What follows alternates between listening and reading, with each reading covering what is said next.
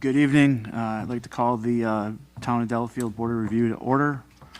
First order of business is the selection of a chairperson. I nominate Edward Krennick to be the chairperson of the Board of Review. Second?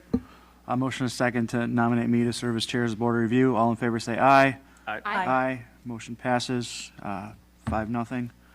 Next item is a verification that at least one member has met the mandatory training requirements specified in Wisconsin State Statute 70.46, paren 4 of the state statute. I took the training on March 29th, and this affidavit is attached, and our alternate, Marilyn Krause, has also taken her training. I would ask that we all try to take our training so that we know what's going on, especially with this being a reval year before our next meeting on June 11th. So, Is there a history of that? I know I did a training. I don't remember if it was that training. it's only good for, You have to retake it Gotta every so retake it, often. yeah. Yeah, that's what I thought too. So, okay, cool. Thank you. So item 3 is done. Item 4, verify that the town has an ordinance for the confidentiality of income and expense information provided to the assessor under state law, Wisconsin Statute 70.47, paren 7 AF, included in the town ordinance number 2015-05, which was attached in our packet. So we have ordinance for confidentiality and income.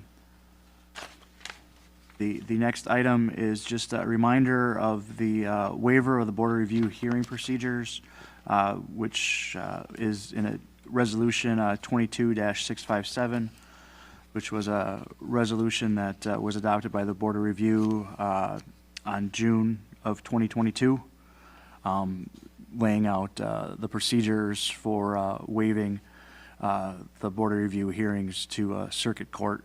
And it lays out the procedures listed there. Basically, the person needs to have provided proper notice and a timely objection form, and then it talks about kind of the criteria of why or why not we may waive that to circuit court and waive the hearing at the Board of Review. Real quickly, so this is something that we would initiate, or the resident, or a combination? So the resident or the assessor or the Board of Review, at its discretion, may just waive it to circuit court. And it kind of lays out so that the benefits or detriments of the Board of Review process, the benefits or detriments of having a record for the court review, avoiding an unruly, lengthy, burdensome appeal process, the ability to cross-examine the persons providing the testimony, and then any other factors that the Board of Review deems pertinent to deciding whether to waive the hearing.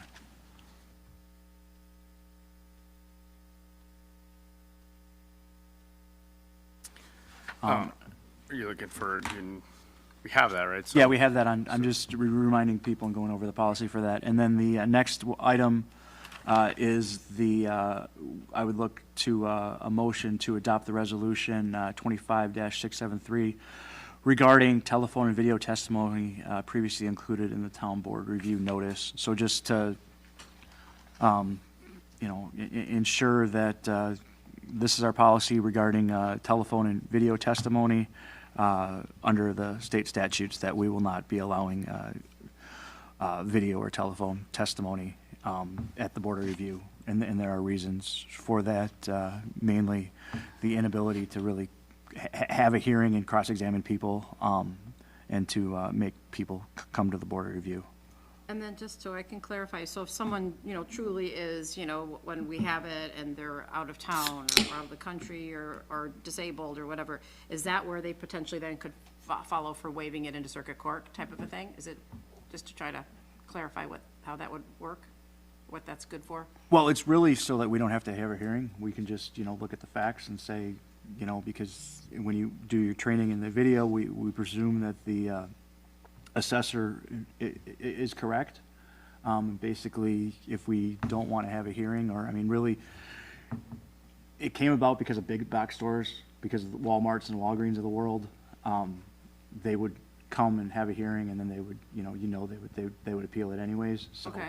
instead of just having the hearing and wasting the time and creating a court record, you would just send it to circuit court and let the court go through it. No, but this one about, I'm talking this one about the telephone and video. Yes. That, I'm just trying to think of just a resident who's, wants to, but they can't call, they're out of town. That's all I'm asking, is they want to have, they want to talk to you, but they can't because they're truly out of town on that date. That's what I'm asking. So then what happens? And we won't take a video or a We phone won't call? take a video or a phone call, just because it makes it very difficult to cross-examine that person and to have a true hearing if we're going to truly have a hearing.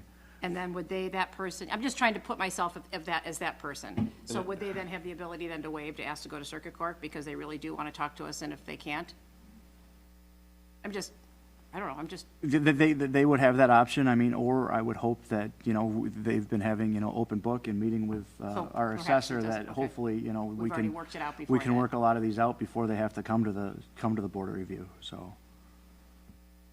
I mean, I've lived this, so I understand how difficult it can be if you don't know what's happening and then nobody returns your call, and then all of a sudden you have to show up one day and you're not. So I just want to make sure we're working with our residents if they can't be there that day. Yeah, if no. they're sick or something No, like that. the feedback I've gotten is that our assessor's been doing a really good job of Okay. working with people. So this is just, so people know that we're not going to be, I mean, it's really, again, for the big box stores who have an attorney from out of town that doesn't want to come to the hearing, that wants to just phone it in. So we encourage people to obviously do their meetings ahead of time so that they don't get into this position.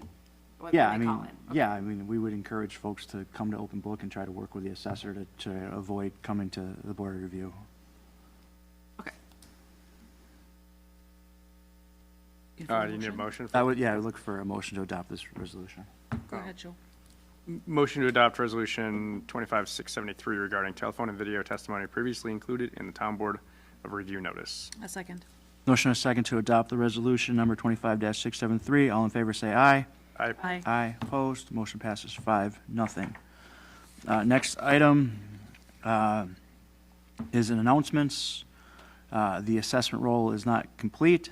Therefore, I would ask for a motion to adjourn the board of review to a date-specific Wednesday, June 11th, 2025 at 4 p.m. at this location. I motion to adjourn the meeting until June 11th, 2025 at 4 p.m. There's Second. motion and a second to adjourn the board of review until Wednesday, June 11th, 2025 at 4 p.m. All in favor, say aye. Aye. Aye, opposed, motion passes 5-0. And we will post that on the door of the town hall then? Okay. Oh, cool. On it. So we'll take a little recess here between the board of review meeting and the town board meeting.